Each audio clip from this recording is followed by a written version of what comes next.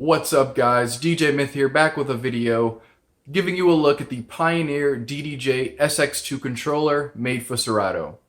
Without further ado, let's get into it. Alright, so if you're familiar with the first generation XX by Pioneer, this SX2 will certainly feel right at home. A couple key differences from the SX. These pads here are now colored. I'm not sure if you can tell on the camera, but that is red. And you can set those to different colors, so if you have a certain color theme for your cue points, that comes in handy. Also, you get the Serato flip integration, which kind of allows you to, kind of remix on the fly. I haven't used it a lot, but it gives you those dedicated buttons, while the SX did not have those. Let's see. Other than that, I don't know of any other major improvements. Oh, they do make this DVS compatible, so you could hook up some turntables and kind of go analog to digital kind of thing if you wanted to do that. But otherwise, this controller, of course, a 4-channel controller, 1, 2, 3, 4. You've got these nice size jog wheels. It's not CDJ size, but it's certainly bigger than a lot of other competitor controllers. So a very good feel, allows you to scratch very nicely. Each of the channels gives you low pass filtering as well as cueing, which is very nice. Of course, you've got the nice crossfader there. 8 performance pads on each side, which gives you, of course, your hot cues. You're able to roll beats, slice beats, and also your sampler, which gives you an 8 bank sampler. So that's really nice. Comes in handy for your DJ drops or whatever. Up at the top, of course, on each side, you've got your FX controls and your FX modes and things. So that's really nice. For those of you who use Cerrado, that they have a pretty extensive kind of effects library. A lot of people probably have the isotope package, but there's even more than that. So really nice, allows you to precisely control those. Now, being that this is a 4-channel mixer, obviously you're able to manipulate 4 decks as well. So on each side, you have here your deck control. And in Cerrado, you can actually go in and obviously select your view. So if you did have 4 decks going, you could just pop in here and give you that 4-deck view. Me personally, I'm a 2-deck kind of guy, but I don't knock those people who want to go for 4-deck, whatever. It's all about preference. Outside of that, you got your sensor button. I don't remember if this was on the SX1 or not. I don't recall. But anyway, this is really nice. So if you have to kind of do any editing on the fly, if you're at a school or wedding perhaps, you've got that functionality to go ahead and edit your bad words. Coming to the front, you've got your obviously your headphones, your headphone level, and also your input select. So, for a guy like me, I only use, usually 1 or 2 channels, channel 1, channel 2.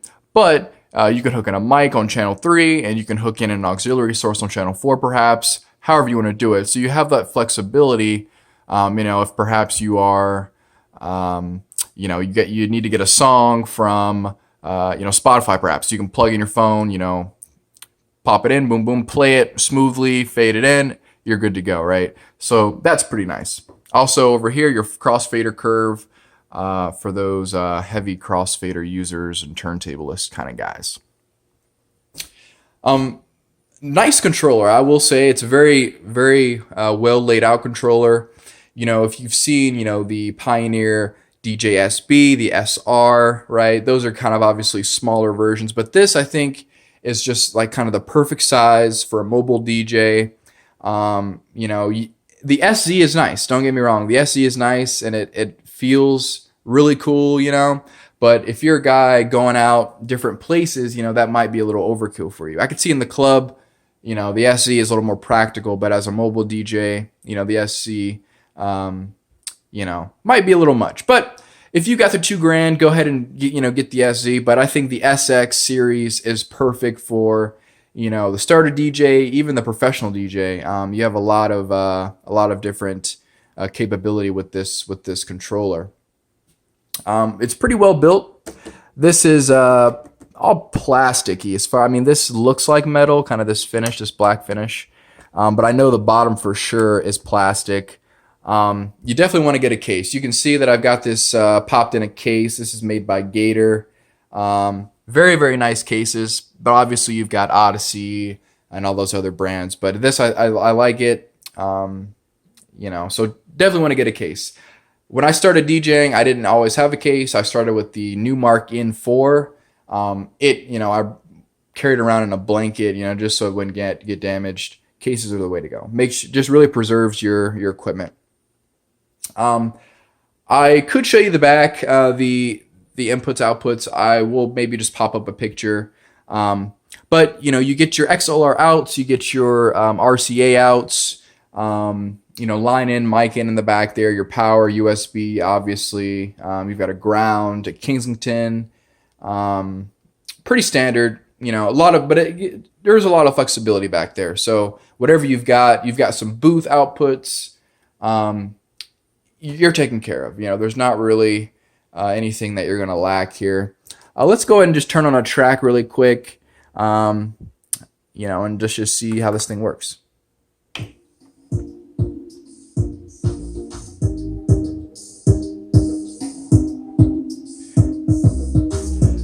Shout out to Prospect. Pretty good song. Give me all you got, baby. Tell me I'm the only one. I know what really responsive. Just give me you got, baby. Chick, you must be cracked. They ain't trying to take you stand on your ass. How you easier than a pretty game? You got all the bitches. Bring you you gonna work this hand with us? No girl. Got the nice display there in the middle.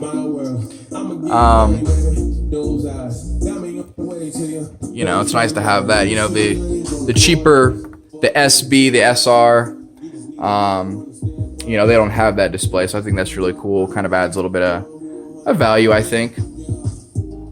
But yeah, very responsive. Got your hot cues here. Oh, I got slip mode on. If you're familiar with slip mode, obviously you know why. If I hit it's not gonna do anything, so I need to go. Got your hot cues. I only got one for this track. And you actually can't see the color, so I apologize, but it's red. Let's go here to roll.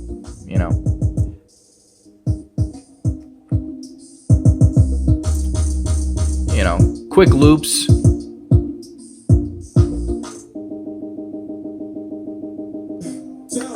Got the slicer here.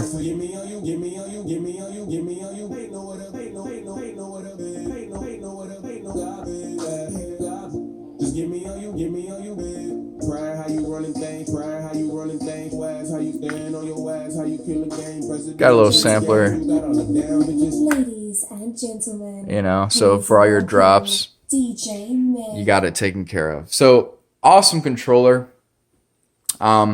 These are going for a pretty good deal. Oh, I should say pretty good deal. It's standard. It hasn't really gone on sale a lot, but it's $1,000. But I think it's well worth it, and it's something that I don't think that you're gonna outgrow it anytime soon, if that makes sense. So you'll get a lot of use out of it. I think you'll make your money back really quickly.